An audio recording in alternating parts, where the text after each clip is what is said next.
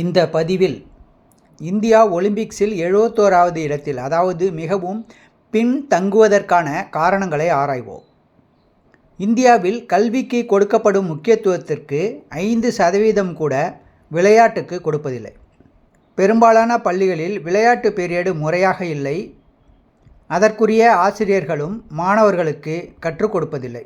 வணக்கம். உலகம் முழுவதும் உள்ள மக்கள் ஆவலுடன் எதிர்பார்த்த 33வது ஒலிம்பிக் திருவிழா ஜூலை மாதம் 26ஆம் தேதி பிரான்ஸ் தலைநகர் பாரிஸில் தொடங்கியது. 206 நாடுகளைச் சேர்ந்த 10,714 வீர வீராங்கனைகள் 329 தங்கப்பதக்கத்திற்காக 17 நாட்கள் விளையாடியது ஒட்டுமொத்த உலகின் கவனத்தை ஈர்த்தது. ஆகஸ்ட் 11ஆம் தேதி கண்கவர் கலை நிகழ்ச்சிகளுடன், இசை வெள்ளத்தில் கலைஞர்களின் சாகசங்களுடன், வீரர் வீராங்கனைகளின் அணிவகுப்புகளுடன் ஒலிம்பிக் திருவிழா நிறைவுற்றது. பதக்கப்பட்டியலில் நாம் முந்தைய பதிவில் குறிப்பிட்டது போல, கடைசி 2 நாட்களில் சீனாவை பின்னுக்கு தள்ளி அமெரிக்கா 40 தங்கம், 44 வெள்ளி, 42 வெண்கலம் என 126 பதக்கங்களுடன் முதலிடத்தில் உள்ளது. அமெரிக்காவுடன் சரிக்கு சமமாக போட்டியிட்ட சீனா 40 தங்கம், 27 வெள்ளி, 24 வெண்கலம் என 91 பதக்கங்களுடன் 2ஆம் இடத்தில் உள்ளது. ஜப்பான் 20 தங்கம், 12 வெள்ளி, 13 வெண்கலம் என 45 பதக்கங்களுடன் 3ஆம் இடத்திலும், ஆஸ்திரேலியா 18 தங்கம், 19 வெள்ளி, 10 வெண்கலம் என 53 பதக்கங்களுடன் 4வது இடத்திலும், ஒலிம்பிக் போட்டியை நடத்தும் பிரான்ஸ் 16 தங்கம், 26 வெள்ளி, 22 வெண்கலம் என 64 பதக்கங்களுடன் 5வது இடத்திலும் உள்ளது. ஆனால் உலகின் 2வது மக்கள் தொகை உள்ள நாடான நாம் 117 வீர வீராங்கனைகள் கலந்து கொண்டு 1 வெள்ளி, 5 வெண்கலம் என 6 பதக்கங்களுடன் 71வது இடத்தில் உள்ளோம். இந்தியா ஒலிம்பிக்ஸில் 71வது இடத்திற்கு, அதாவது மிகவும் பின்தங்கியதற்கான காரணங்களை ஆராய்வோம்.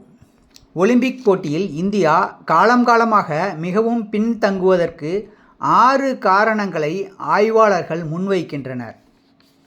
1. விளையாட்டுக்கு தேவைப்படும் மூலப்பொருள்களின் வசதிகள் குறைபாடு. விளையாட்டு ஆர்வமுள்ள இளைஞர்களுக்கு உகந்த முறையான பயிற்சி அளிக்கும் வல்லுநர்கள் குறைபாடு. பயிற்சிக்கு தேவைப்படும் உபகரணங்களை தேவையான அளவிற்கு ஆர்வமுள்ள இளைஞர்களுக்கு வழங்காததும் இந்திய விளையாட்டு வீரர்கள் சர்வதேச அளவில் போட்டியிட முடியாததற்கு ஒரு காரணமாகவும் அமைகிறது. 2. நிதி மற்றும் ஆதரவு. இளைஞர்களின் விளையாட்டை ஊக்குவிப்பதற்காக அரசாங்க மற்றும் தனியார் கல்விக்கூடங்கள், அரசாங்க மற்றும் தனியார் துறைகள் விளையாட்டுகளை ஊக்கப்படுத்த போதுமான நிதி மற்றும் ஆதரவை அளிப்பதில்லை. இதனால் ஆர்வமுள்ள பல வீரர்கள் தங்கள் திறமைகளை முழுமையாக வளர்க்க முடியாமல் போகின்றனர். 3. கல்வி மற்றும் விளையாட்டுக்கு சமநிலையில் இல்லாமை. இந்திய திருநாட்டில் 50,000க்கும் மேற்பட்ட கல்விக்கூடங்கள் உள்ளன. இந்தியாவில் கல்விக்கு கொடுக்கப்படும் முக்கியத்துவத்தில் 5% கூட விளையாட்டுக்கு முக்கியத்துவம் கொடுப்பதில்லை. முன்பெல்லாம் விளையாட்டு பீரியட் என்று வாரத்துக்கு 2 பீரியட் இருக்கும். இப்போது பெரும்பாலான பள்ளிகளில் விளையாட்டு பீரியடு முறையாக இல்லை.